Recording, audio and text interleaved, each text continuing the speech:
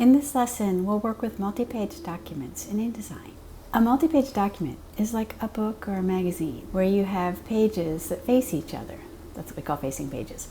And those pages make up a spread where you have a left page and a right page. Let's see how we set this up in InDesign. Start InDesign and click Create New. Okay, we're going to choose Print and Letter just to make sure that we've got the right size. And we're going to add a few more things on the other side. We already know about facing pages. And we're also going to put columns because we want to have grid lines for columns to organize the elements on our page. So that's going to be 4. We're going to open up margins and we're going to change the top margin to 6. Okay, and remember, if we do that, it changes all of them because they're linked. So click the link button to unlink them. And we'll change the inside one to 2. The bottom we're going to change to 3, and the outside one is 4. And then click Create. Okay, let's get our Pages panel. So this is what our page looks like. It has a grid of 4 columns on it. It's got some space at top, side, and bottom, and less space over on the left side right now. If we look at the Pages panel, so when you see your first page, page 1 over here in the Pages panel, it's actually a right-hand page. And we can tell because there's a line there, which is the center when you have 2 pages next to each other. So let's double-click on the A Master and make that small enough so we can see both of them. So this is the 2 pages together, the left-hand page, right-hand page. Okay, the first page is always a right-hand page because right-hand pages always are odd numbered. So page 1, 3, 5, and so forth will be right-hand pages, and pages 2, 4, 6, and so on will be left-hand pages. We're going to set up a few things on the master pages before we start actually placing things on pages. First, we'll pick the Picture Frame tool, and we're going to make a frame that covers the whole right-hand page. And we'll zoom in a little bit here. Okay, now we're going to take a guide from the top ruler and drop it down at about 20 picas, 3 points. We don't get it exactly. We can select the guide with the selection tool and adjust it in the Properties panel. So I want 20p3. And then I'm going to go get the picture frame again, and I'm going to draw a smaller rectangle frame from the edge of the page to the second column. So from here to there, and it's going to be 19p tall. And again, if I don't get it quite right, I can come over to the Properties panel and change it there. So the height is supposed to be 19p0. Actually, wait, one more thing. This needs to be a little wider. It should be touching that column guide there. And then I'm going to make an even smaller picture frame below that in the second column. And it should be about 1 pica below the other box. I think we'll put it at 41p. Okay, now I'm going to draw a text frame. So I'll get the text tool. I'm going to start slightly above the guide. And I'm going to draw a text frame that covers 2 columns and goes to the bottom margin. If I switch to my selection tool, I can also see its measurements. So it should be 27p0 and 22p0 wide and 45p0. I want to slide it up so that the bottom edge sits on the margin.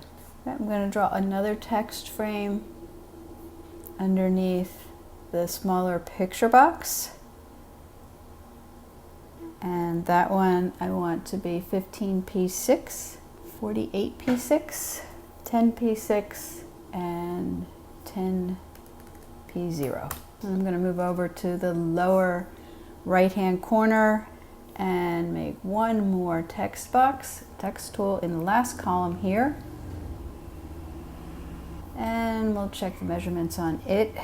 Should be 87p6 is the X.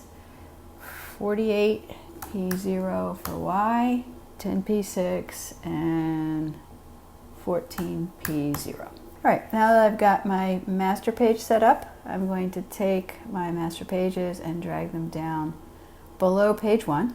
And now I'll see that these look just like the things I set up, but I'm on page 2 and 3 because those are the ones that are highlighted. We're going to add some content to our pages, and we'll start with some text in the text box. We'll go to File and choose Place, or we can press Command D or Control D. And we're going to make sure we're in the accordion folder from the downloads and pick main.doc. And you can click open, or you can just double click. Now you have the thumbnail of the text, and you just click it right on the text box, and you'll see the text.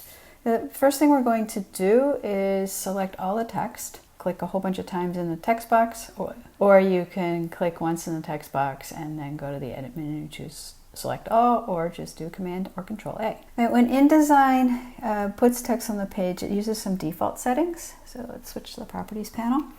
It usually puts 12 point as the size, and then this 14.4 as the leading, and it's in parentheses.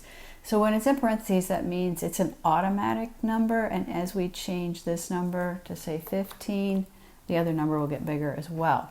As a designer, you want to have more control than that, so it's better to remove the auto setting and just type in what you want. So I want to have 12 point here for the size again, but I want to have 14 for the leading, so I'll just type in 14. Okay, and I'm going to zoom in so I can see the text better, and I just want to pick the top line.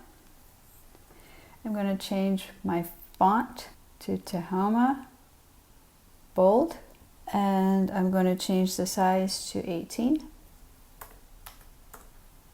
And then I want to save this in a way that I can reuse it again in another place. So that's called making it a style, and I need to go to the window menu and get my styles, character styles panel open. So it's similar to when we made new colors. So you're going to click up on the right hand corner and choose new character style. If you look at the settings, it's all the things we just picked: Tehama bold, 18 point and 14 point leading. We're going to give it a name. We're going to call this one upper, and you want to make sure that the check mark on for apply styles is there, and then click OK. And it adds upper title to your character style list.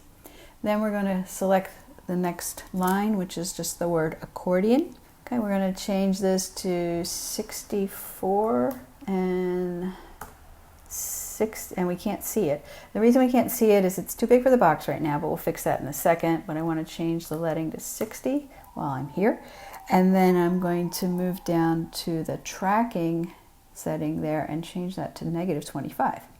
And now it fits. And I forgot to change the font.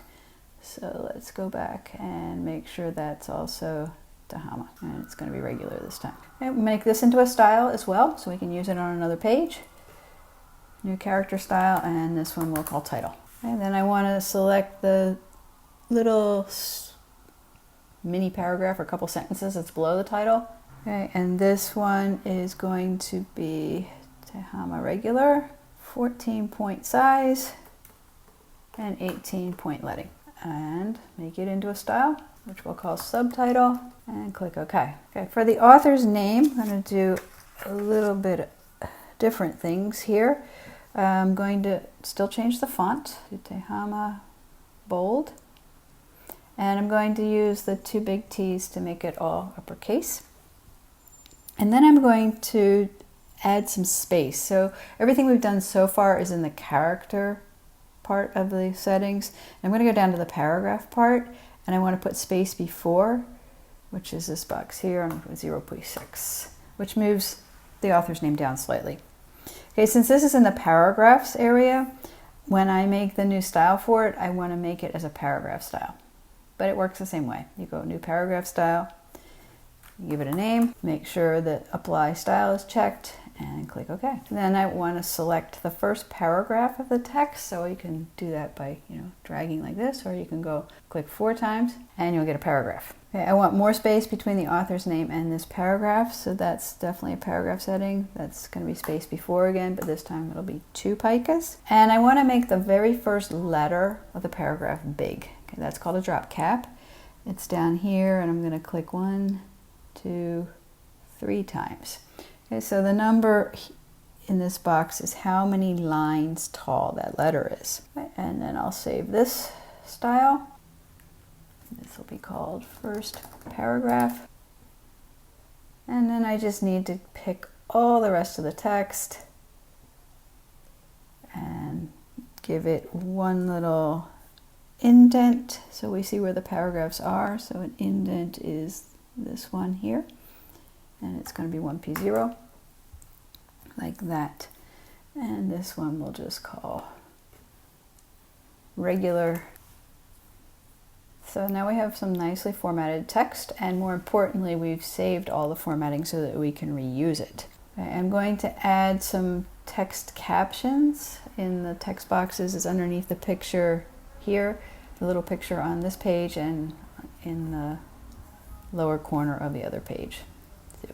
So we'll get those by doing Command or Control D, Caption 1, double click, and then you have the text thumbnail. You click on the box there, and that's the first caption. Okay, we're going to select all of it, change it to Tehama, bold, 11 point, 14 point leading. I want to pick a different alignment. So if this is a left alignment, we're going to pick right alignment, which means all the lines line up on the right side, but they end wherever on the left side. Okay, let's make this into a paragraph style. We'll call it caption. Okay, then we'll move over to here, and we will do Command or Control D and get caption 2. And we're going to drop it in this box. Pick the whole thing, and all we need to do is click on caption, and it does all the formatting for us. We're going to add some pictures or photographs to our pages. But first, let's take a look at photographs, and we'll notice that often a large picture contains a lot of content we can use in different ways. So inside a large picture, we may find smaller scenes that we can crop and use as individual pictures on our pages. You can even take a small detail from a photograph and make it a very large picture in your InDesign document. Let's look at this photograph that we'll be using for the accordion article. If we crop it so that we just see the fountain statue, we get one image. And then if we crop it so that we just see the accordion player, we get another image. Or if we crop it to just see a detail of a texture or pattern, we get another image again. Each of these can be used in different ways on your magazine page. And we'll add the accordion pictures to these pages here. So we'll do Command or Control D. We'll get our accordion.jpg picture, double click on that, and then we are going to start with the large picture frame on the right hand page. So click the thumbnail on that picture frame, and it fills the frame. It's close to what we want. We want to use the fountain sculpture, but we want to see a bit more of it, and we want to move it over a little bit. So let's make it smaller. First, we're going to zoom out so that we can see the edge. Brown orange line is the edge of my frame, and I'm going to hold the shift key and shrink it down, and then I'll slide it over so that I see what I want. Okay. Just by taking part of the picture, I have a whole different relationship to the image when we saw the complete photograph.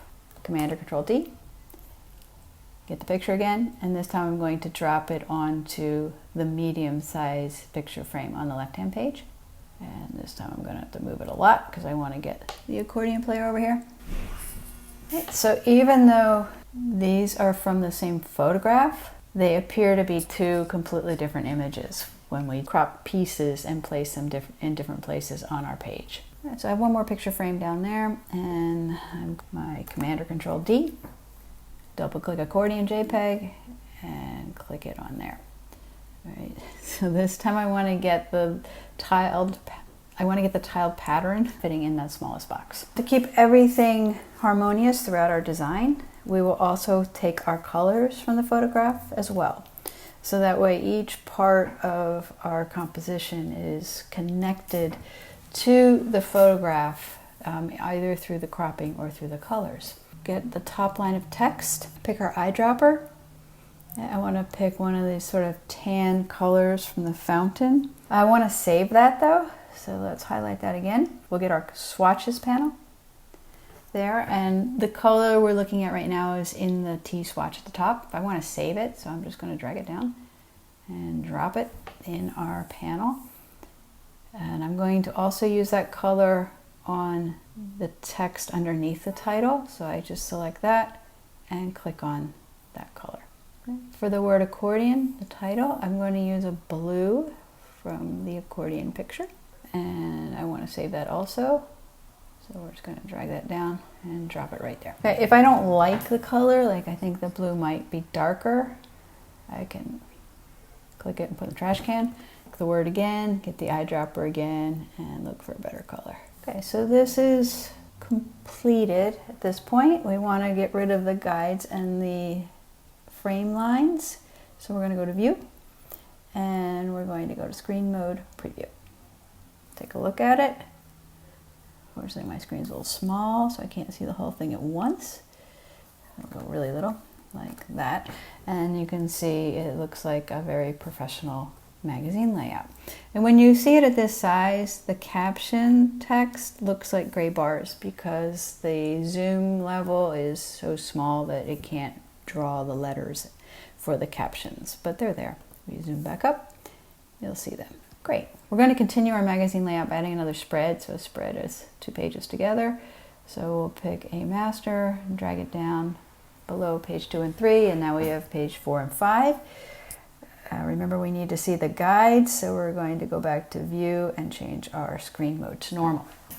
And we're going to do the same process on this page, but you'll find that it's going to go a lot quicker because we saved all of our style settings, and all we need to do is apply them to the new text. Right, so the first thing we'll do is get our text. So we're going to go Command or Control D, and this text is going to be in the wine folder, main.doc. Just click it here. Okay, we're going to grab the text tool, select the top line. Okay, we need to see our styles panel, and this is our upper title. And then we select the next line, and that's our title, and then we select the next sentence, and that's our subtitle, and we select the author's name, switch to paragraph styles, and pick author. We're going to select the first paragraph, which is actually quite long on this article, and that's going to be a first paragraph, and we're going to select the remaining text, and that's a regular paragraph. We just formatted all of the text. All right, really quickly, because we have all those styles. We have to remember to get the captions as well, so we'll do a Command D, double click caption 1, and click on this caption box, select all of it, click caption. Okay, go over to the other page, Command D, caption 2, click on that box, select all of it, and click caption. Okay, so we have just formatted all of the text. So if you had multiple articles and more pages to add, you can see this is a very efficient, and not just efficient, but a very accurate way to do it. If you had to do each of these by hand, you would probably forget something somewhere, so you would have little inconsistencies from page to page. And this makes your work both quicker and better. And let's zoom in on the title area first. We have a little problem where the Y in TWOMY touches incredible and makes it hard to read. Okay, so we're going to make an adjustment here that isn't part of the style, so it won't affect anything on any other pages. It'll just be for this one instance. So we're going to go select TWOMY and go to Property, and we're going to add a little bit space after, which is this guy here, so that it moves the next piece of text down. So now it looks much better, it's easier to read. We're also going to use one large picture in different ways to fill out our layout for the winemaker article. Let's take a look and see how we can find smaller pictures inside our large photograph. If we look at our large winemaker picture, we're going to actually crop in very close on a small area of the wine glass, which we'll then use really large on the right-hand page. We'll use the portrait of the winemaker himself in the medium-sized box, and then we'll use a smaller detail of the wine labels in the smallest box. So we'll start with the biggest picture, which is the wine glass. So we're going to Command D and double click on wine. And we'll click the thumbnail of our picture on this large box. And then we're going to move it over so that we see the wine glass. And then we're going to get the same picture again, Command or Control D, double click on wine, and drop it on the medium box. Slide it over so that we see the winemaker. It needs to be a lot smaller. Try 30. So this looks good. It's also kind of nice that he's facing this way, so it's like he's looking across at the wine glass. He's looking into the text. He's kind of helping our readers see what's important. And we'll deselect that, and we'll do Command or Control D one more time. Get wine again, and drop it on the tiny box. And they're a little big, so we'll go down to 75%. So we've got the photographs, and we've got the text. All we need to do now is add our colors from the pictures into the text, and we'll be finished. So we're going to get the text tool and pick the first line. We'll get the eyedropper. I'm going to use one with dark red from one of the labels. And I want to save it, so we're going to go get our swatches and drag this down into the swatch list.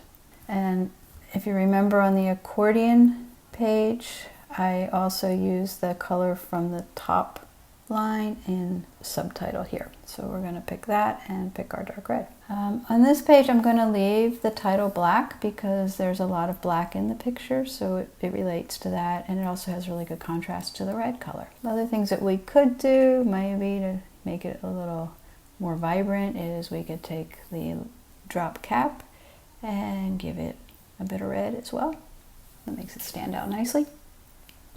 If we want to be consistent, then we should also go back to our other page and do the same with our O, which would then be the gray color.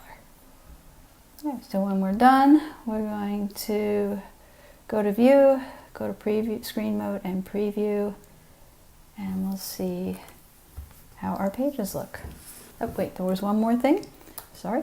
We want to go look at the caption on this page here, which isn't too bad. I mean, you can read the black text on the picture background pretty well, but it might be a little easier to read it if it was white. So let's go to our swatches panel, and there's no white here.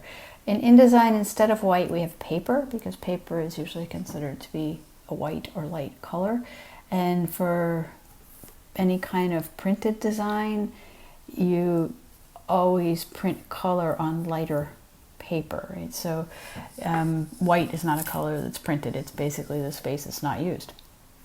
So we'll just pick paper there, and that will turn it white for us. And it's a little easier to read now. And because it has better contrast with the picture. So there we are with our finished layouts.